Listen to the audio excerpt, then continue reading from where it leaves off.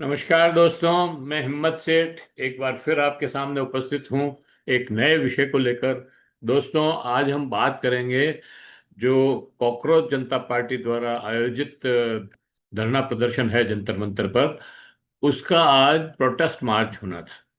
और परसों मतलब शनिवार को 7 बजे पुलिस ने सादे वर्दी में और डॉक्टर के भेष में जाकर जो है सोनम वांगचुक को उठा दिया था और अस्पताल ले गई थी। उसके बड़े बहुत निंदा हुई। और उसके बाद उनको वहाँ हॉस्पिटल में फोर्स फीड करने की कोशिश भी की गई, लेकिन उनकी फैमिली ने मतलब उनकी पत्नी ने उसके लिए मना कर दिया। और सोनम वांगचुक भी ये नहीं चाहते थे। उनका अनशन अभी भी जारी है। उन्होंने कुछ शर्तें रखी है कि मैं आज अनशन तोड़ दूंगा, लेकिन इन 3 शर्तों को अगर मान लें सब लोग तो। लेकिन आज जो दिल्ली में जंतर मंतर से संसद मार्च होना था, उसकी रिपोर्ट हम पहले आपको बताते हैं और उसके बाद दूसरी बातें करेंगे। तो दोस्तों, पूरी बात शुरू करें उसके पहले मैं आपको ये बता दूं कि हम महावीर समता संदेश यूट्यूब चैनल से बोल रहे हैं। और आपने अभी तक भी अगर इस यूट्यूब चैनल को सब्सक्राइब न किया हो तो सब्सक्राइब कर लें, बेल आइकन दबाना न भूलें। और वीडियो अच्छे लग रहे हो तो लाइक करें, फॉरवर्ड करें और लोगों को भी भेजें, सोशल ग्रुप्स में डालें, अपने दोस्तों और परिजनों को बताएं। और ये हम इसलिए कहते हैं दोस्तों कि हम ऐसे गंभीर विषयों पर जो नौजवानों के और देश के भविष्य के साथ जुड़े हुए हैं उन पर चर्चा करते हैं, उस पर अपना विश्लेषण देते हैं। जरूरी नहीं है कि आप उनको माने या न माने, ये आपकी इच्छा की बात है। लेकिन हम अपनी कोशिश करते हैं कि सही बात को, जो भ्रमित किया जा रहा है गोदी मीडिया और मेन स्ट्रीम मीडिया के साथ के द्वारा, उसको उसकी सफाई करें, उसका विश्लेषण करें और स्पष्टता लाएं। तो ये हम करने के लिए ये अब जरूरी है कि आप इनको ज्यादा से ज्यादा फैलाएं और सब्सक्राइब करें, लाइक करें, फॉरवर्ड करें। तो दोस्तों, दिल्ली में आज एक ऐसा दिन देखा जिसने देश की राजनीतिक, लोकतंत्र और जन आंदोलन पर नई बहस छेड़ दी है। एक और संसद का मानसून सत्र शुरू हुआ तो दूसरी ओर राजधानी की सड़कों पर हजारों छात्र, किसान, मजदूर, बेरोजगार युवा और सामाजिक कार्यकर्ता अपनी आवाज लेकर निकल पड़े। उनका कहना था कि शिक्षा, रोजगार और परीक्षा में सुधार और लोकतांत्रिक अधिकारों की रक्षा की मांग कर रहे हैं। वे संविधान की रक्षा की मांग भी कर रहे हैं। लेकिन क्या हुआ इस संसद मार्च में? क्यों दिल्ली की सीमाएं सील जैसी नजर आई? दिल्ली की सीमाएं सील कर दी गई। वहां पर जंतर मंतर पर पूरा छावनी बना दी गई, पुलिस और पैरामिलिट्री फोर्सेस लगा करके। और अ, कई जगह लाठीचार्ज और आंसू गैस भी के गोले भी छोड़े। और आखिर सोनम वांगचुक, नेहा नेहा बोहरा और अभिजीत दीपके के अनशन का क्या हुआ? आइए जानते हैं पूरी कहानी। सुबह से ही जंतर मंतर पर लोगों का जुटना शुरू हुआ। सुबह से ही नहीं, कल रात से, बल्कि जब सोनम वांगचुक को वहां से उठाकर ले गए उसके बाद से लोगों का वहां पर जुड़ना जारी हो गया था। और कल रविवार को तो पूरे जंतर मंतर के किसी भी सड़क पर बिल्कुल जगह खाली नहीं थी। चारों तरफ आज लोग इकट्ठा हुए और उस आंदोलन का हिस्सा बने। और इस आंदोलन में मांग तो नीट परीक्षा की लीक की है, शिक्षा में सुधार की है, और धर्मेंद्र प्रधान जो शिक्षा मंत्री हैं उनके इस्तीफे की है। लेकिन इस आंदोलन में किसान और मजदूर भी बड़ी संख्या में जुड़े। ये केवल छात्रों का आंदोलन नहीं है। किसानों के झंडे, मजदूर संगठनों के बैनर और रोजगार युवाओं की बड़ी भागीदारी ने इस व्यापक जन आंदोलन का स्वरूप ले लिया है। दिल्ली पहुंचने से पहले ही हजारों लोगों को रोक दिया गया। हरियाणा, उत्तर प्रदेश, राजस्थान और अन्य राज्यों में से आने वाले लोगों को सीमाओं पर बैरिकेड लगाकर रोका गया। कई वाहनों की तलाशी ली गई। अनेक लोगों को हिरासत में लेने की खबरें भी सामने आई है। प्रदर्शनकारियों का आरोप है कि लोकतांत्रिक विरोध को राजधानी तक पहुंचने से पहले ही रोकने की कोशिश की गई। प्रशासन का कहना है कि संसद सत्र, सुरक्षा व्यवस्था को देखते हुए ये कदम जरूरी था।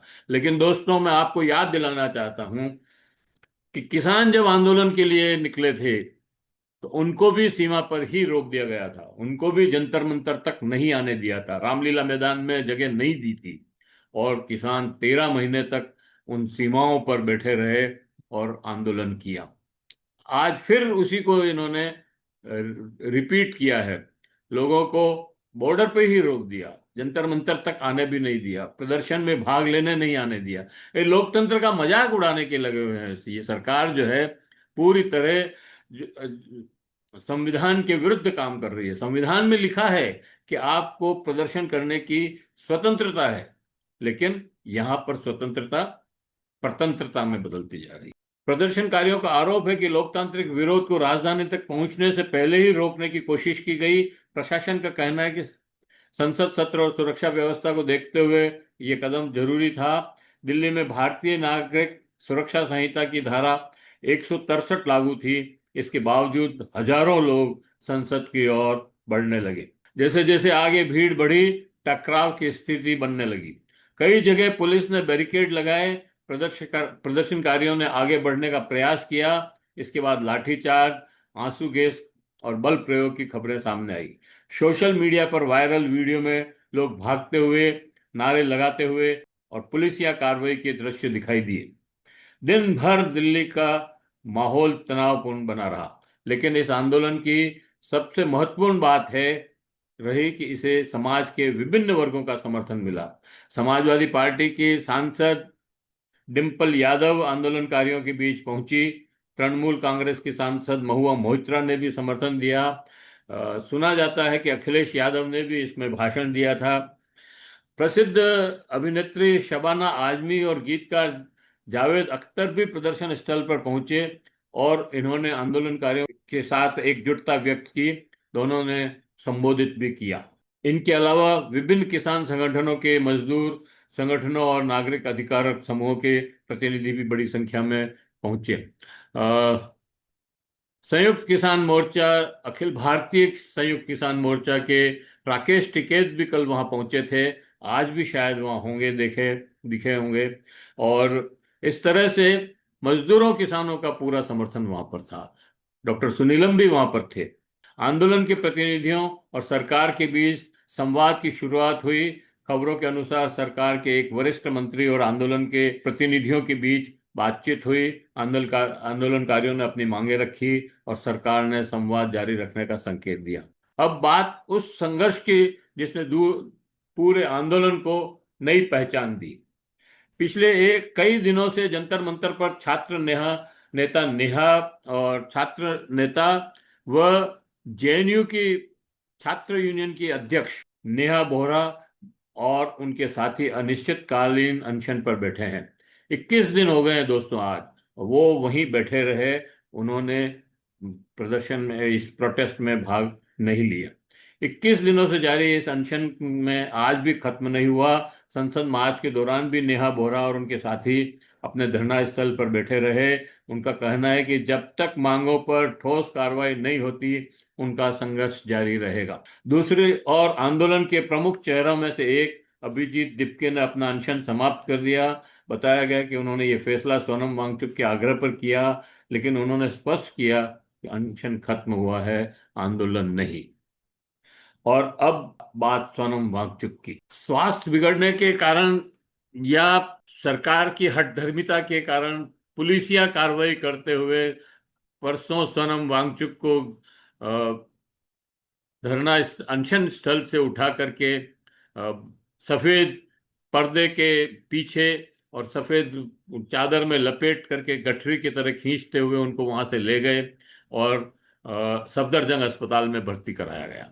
वहां फोर्स फीड करने की कोशिश की गई, लेकिन उन्होंने उसके लिए मना कर। उनकी पत्नी ने आरोप लगाया कि ये उनके ऊपर दबाव डाल रहे हैं और उनको जो है वो वहां से ट्रांसफर करना चाहती थी वेदांता हॉस्पिटल में। उनको इस सरकारी अस्पताल पर भरोसा नहीं था, इसलिए उसने वो कोर्ट में, हाई कोर्ट में भी गई कि उनको ट्रांसफर किया जाए, लेकिन शायद हाई कोर्ट ने इस बात को नहीं माना और वो ट्रांसफर तो नहीं किया, लेकिन उनको आईसीयू में भर्ती रखा और उनकी परवरिश मतलब उनकी केयर जो है पूरी करने की कोशिश की गई। पुलिस ने और सरकार ने ये बहाना बनाया कि स्वास्थ्य बिगड़ने के कारण, जबकि ऐसा कुछ नहीं हुआ।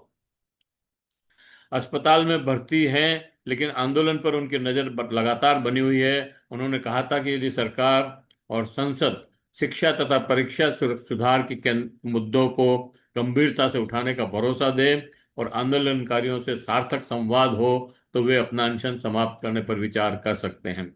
यानी संघर्ष सड़क पर भी है और बातचीत की मेज पर भी। साथियों, आज का संसद मार्च केवल एक विरोध प्रदर्शन नहीं था, ये सरकार की आंखें खोलने वाला प्रदर्शन था। ये युवाओं की बेचैनी, किसानों की चिंता, मजदूरों की समस्या, लोकतांत्रिक अधिकारों को लेकर और बेरोजगारों की सामूहिक आवाज थी।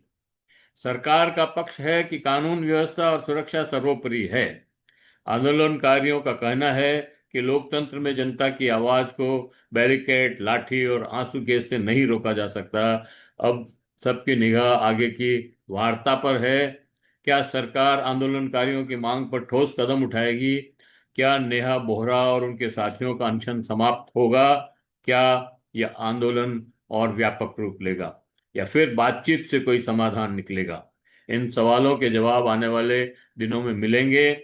फिलहाल इतना तय है कि आज दिल्ली के सड़कों पर उठी आवाज पूरे देश में सुनी गई है। दोस्तों, दिल्ली के साथ साथ देश के कोने कोने में इस आंदोलन के समर्थन में, वांगचुक के अनशन के समर्थन में, नेहा बोहरा और मनीष और उनके साथियों के अनशन के समर्थन में जगह जगह कार्यक्रम हुए। उदयपुर में भी आज एक कार्यक्रम हुआ। हम हम लोगों ने कलेक्ट्रेट के सामने खड़े होकर के पुलिस के इस तानाशाही रवैये का विरोध किया और मांग की कि शिक्षा व्यवस्था को जो निजीकरण किया जा रहा है उसको बदला जाए। तो दोस्तों, पूरे देश में ये एक माहौल बना है और इस सरकार के खिलाफ, लेकिन ये सरकार किसी भी तरह से कोई भी बात सुनने को तैयार नहीं है।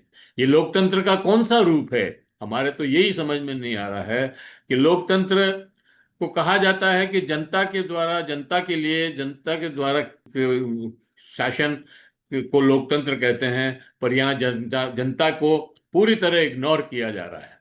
तो सोचना है आपको।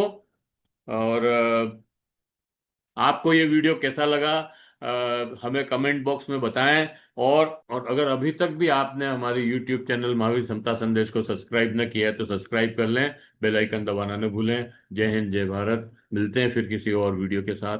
जय हिंद, जय भारत।